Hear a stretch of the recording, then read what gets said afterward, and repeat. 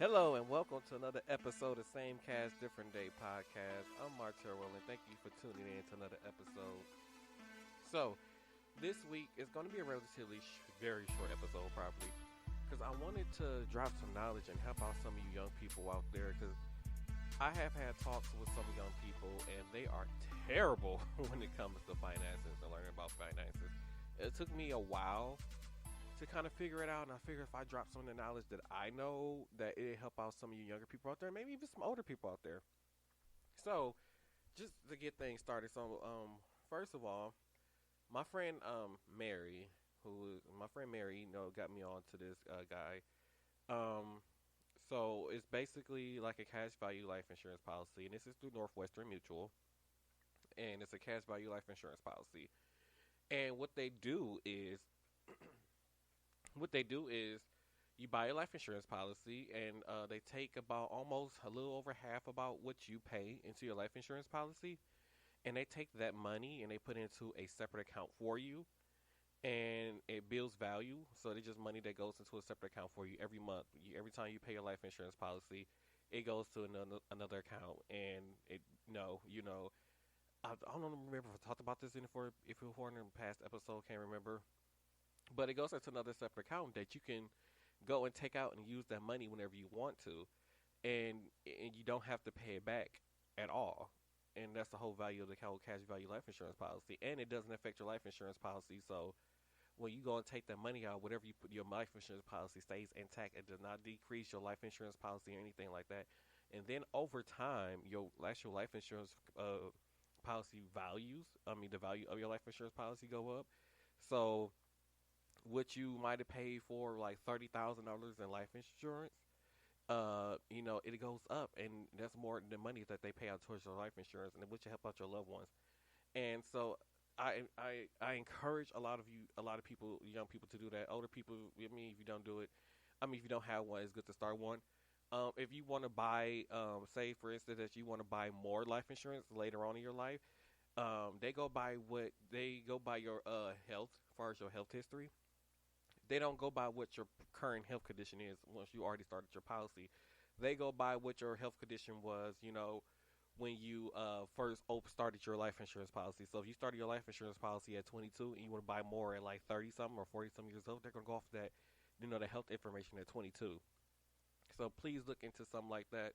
It'll help out a lot of people. And it's crazy because I see a lot, like I said before, I know I said this before in the podcast, I see a lot of young people who are out here living some dangerous lives and don't have a life insurance policy, and you see their family struggling to have a proper funeral for them or to bury them and doing GoFundMe's and selling dinners and all this other stuff. And this is just a good way to protect your family, and for that way they wouldn't have to be trying to figure out what to do if something was to happen to you. Because I have seen people who have had kids and no life insurance, and just basically left their kids to struggle because now they're no longer here. And, mom is doing everything by herself, and especially if dad was the one who's making majority of the money, and dad is now not here. It's not just it's a good thing to have. Okay, and then first of all, the next one is to, if for those of you, like I hear, start a 401k. I don't care how young you are. Please start a 401k. I know it's a retirement account.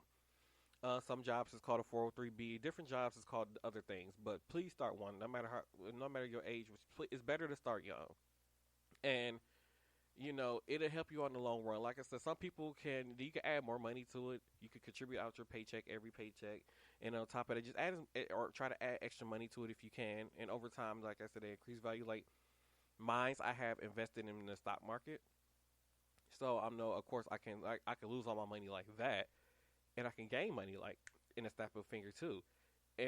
But you get to a certain age, you can stop investing so heavily in the market, and that way you can still save your money, increase your money or whatever. And that way you can have a nice cushion when you retire. You don't have to be one of those people who have to rely off of like Social Security, because the way how Donald Trump is going right now, there's going to be no Social Security probably when we get to retirement age, if any of us live to retirement age, the way how the global warming and everything is now. So it's good to start a retirement account. It's good to have one right now during the pandemic.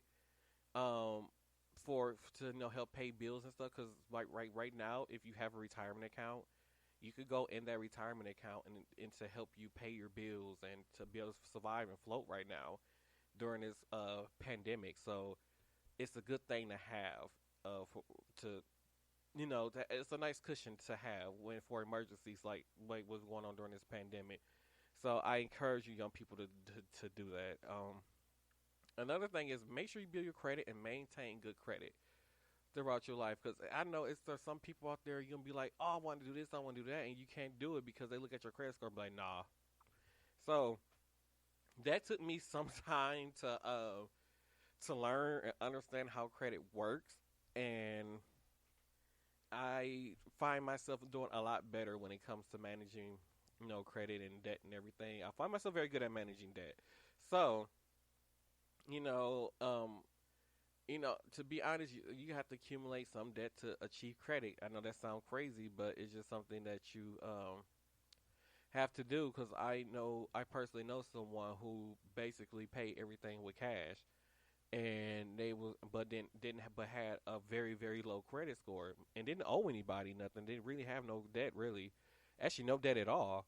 But since the fact that they didn't have any like a car loan or a credit card or something like that to actually help build that credit score, or you show like you have no line of credit, and when you go apply for anything, it look like well you don't have any credit. So start small. Just go get a credit card with a $200 limit. Just use it to buy gas or anything like that to help build that credit score, because in the long run, that's what the world goes around on good credit. You think some of these millionaires out here, it's some millionaires out here. You think that they pay for all that with that jewelry or that car and some of these stuff? You think they paid straight cash or took it out their bank account like, oh yeah, here's 400,000? No, they have good credit. In a way, they have good credit because they go and finance stuff and been paid off over time, or they can pay it off a lot quicker than some other people. But I mean, that's how they get good credit. I mean, you got to go and finance stuff to get good credit to build credit. Is what I'm saying. And once you get your credit built, do not ruin your credit, because that credit determine where I know some people down the line want to buy a house, or even affects your car insurance. Like if you got bad credit, you're gonna be paying a lot of money for car insurance. So that's another thing to think about when you don't mess up your credit, because it affects a lot of stuff. Like there are some renters, well, people like property owners who when they want when you're considering renting an apartment from somebody, they look at some people look at your credit score and will not let you move into. You can have the money to pay for the apartment every month. You can have all the money in the world, but some homeowners will not let people move into their properties because they have bad credit. So that's just another thing to really keep in mind. And it's crazy because I wanted to talk about this because I had talked to someone.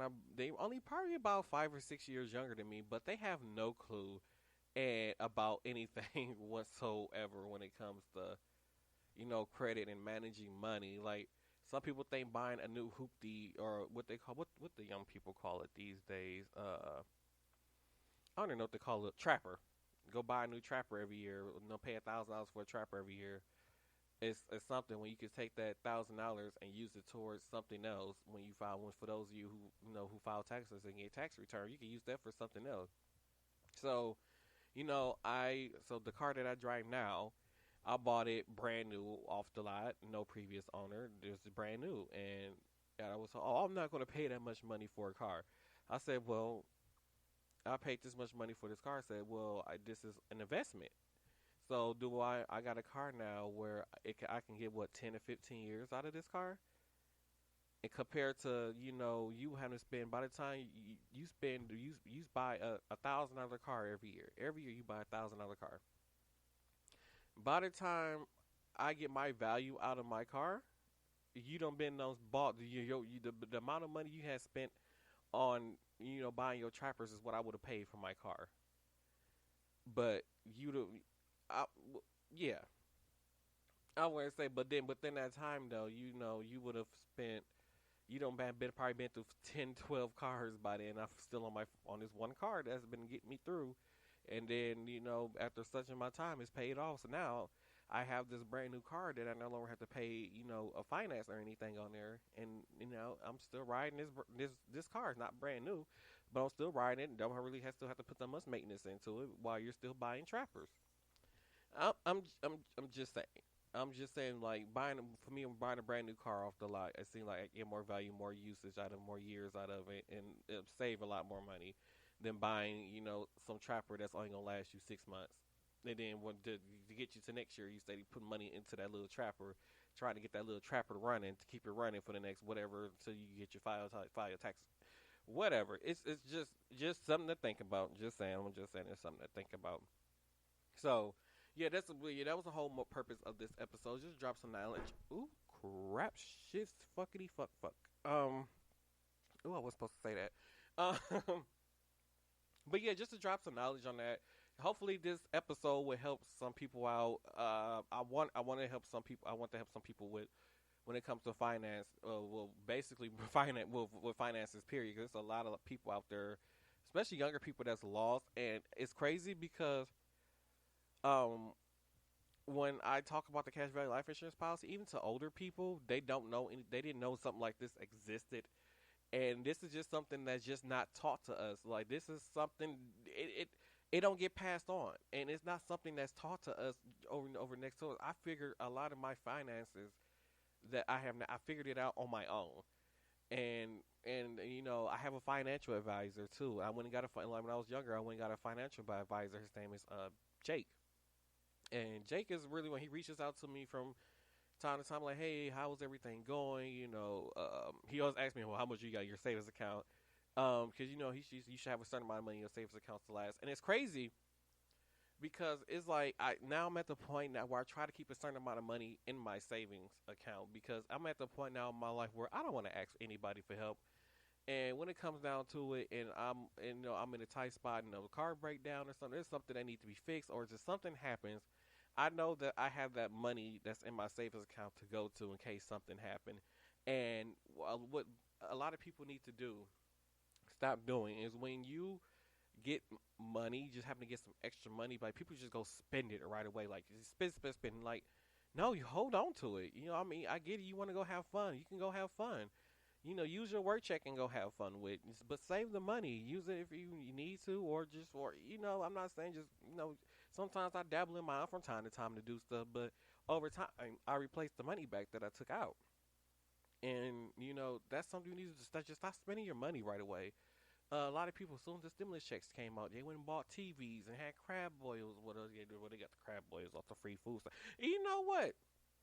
I know this is a little off topic, but for the working people, we have gotten nothing during this whole entire pandemic. I'm like, the cost of food went up. It's like toiletries, a lot of stuff went up. Hand sanitizer, a lot of stuff went up, and we're paying out of pocket for a lot of stuff and not getting no help. But there are people who are sitting at home, not doing nothing, who don't work, getting all kinds of food stamps and help and assistance from the government, who are able-bodied people and can go to work. And there are jobs out here for people. It's not like there's no jobs out here. There are jobs out here for people to go and apply for and work at, but they choose not to. And the government is just giving these people all the work and help money and help and food stamps and free electricity they can give them, while the working class people is just suffering. That needs to change. Sorry, I had one to a little moment. But anyways, so yeah, I want to drop this knowledge on y'all. Please look into, starting a cash value life insurance policy. I don't know if any other company does that. My company I do it through is Northwestern Mutual. So that's something that you guys can check out. Invest in a 401k, build your credit, and maintain good credit. Don't spend all your money. Like, if you get free money, don't spend it all. Don't spend all of it. And if you're going to do something, at least take half of that free money and put it in your savings account, and then take the rest to go have fun with. But yeah, I want to drop this knowledge on y'all. So anyways, thank you all for listening to this episode of Same Cast Different Day podcast. How do I mess up the title to the podcast? Well, thank you all for listening once again to the Same Cast Different Day podcast. You can follow the podcast on Facebook, on Twitter and Instagram at SCDD Podcast. You can find the podcast on Facebook at Same Cast Different Day Podcast. And don't forget to hit that subscribe button. Please subscribe to the podcast. They help out so much with our numbers and everything. So Thank you so much. Please make sure you subscribe. You can follow me on Facebook, Twitter, and Instagram at Martel Rowland. I did create a fan page on Facebook for Martel Rowland, of course. So make sure you go hit that like on that. Once again, thank you all so much, and remember to vote, vote, vote. Please vote this November because your voice matters.